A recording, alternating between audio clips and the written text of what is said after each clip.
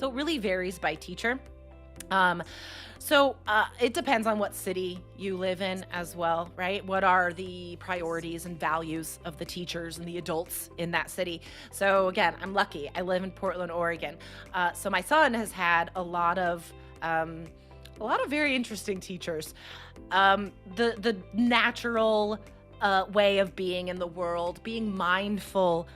These are lifestyles that are valued here. So he's had teachers that have taught him how to meditate, for example, how to journal about his emotions, matching colors with different emotions and stuff like that. Um, Social awareness, though, and relationships are focused on in the way that students today, this is something I'm really proud of. They are made aware of different identities. Those things are explicitly taught in classrooms, which I love. The normalization of being a kind person, but maybe being a little bit different is fantastic. It is all normal and it's all respected here. I think I mentioned this in the GCE portion of the interview, but again, using a lot of pictures is very important. So we can use flashcards, for example, to help identify the wide variety of emotions, really focusing on teaching that all of these emotions are valid. It's okay to, and normal to have different emotions. And you can feel these emotions without being ashamed, without feeling guilty, without being afraid of punishment. You can feel them.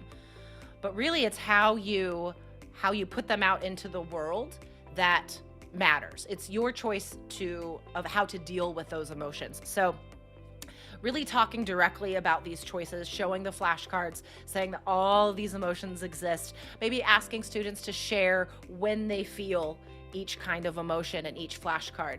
Again, to develop that social awareness. You can even do simple meditations in English, like the body scan, right? That is the most basic, simple meditation. And do it in English. Do it for 5 minutes with your kids, right? Close your eyes, focus on your head, relax your face, and then they learn all the body part names. I mean, there's so many different things we can do.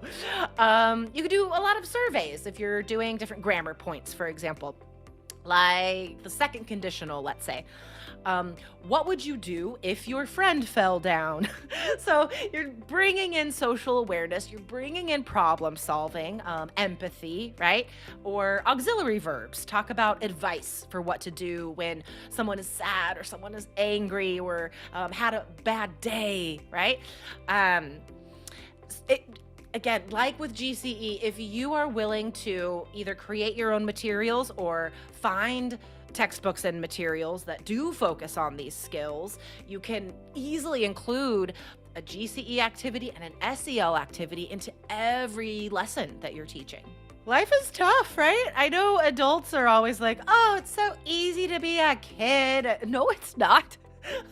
I mean, the older I get and being a mom of a young person growing up, I see what it's like to be a kid. And you know what? It doesn't matter what age you are, life is difficult.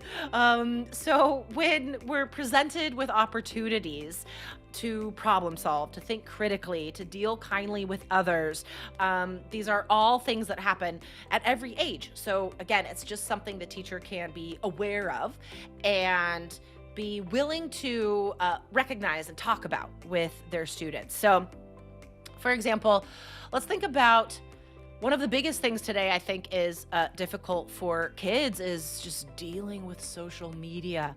The pressure to post and be perfect and be liked and to look like this person and talk like this cool guy.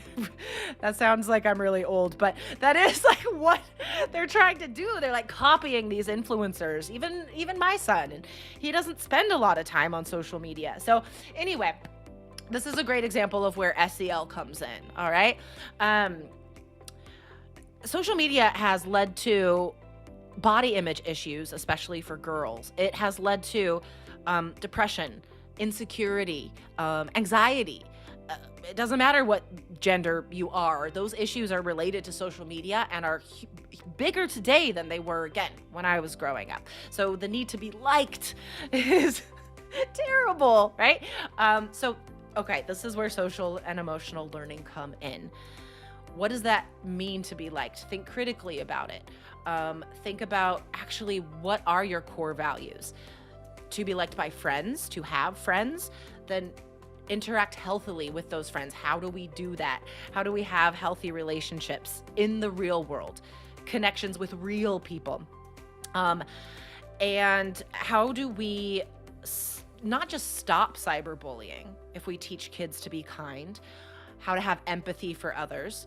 If you have empathy for someone else, you won't hurt them because you will know that hurt, right?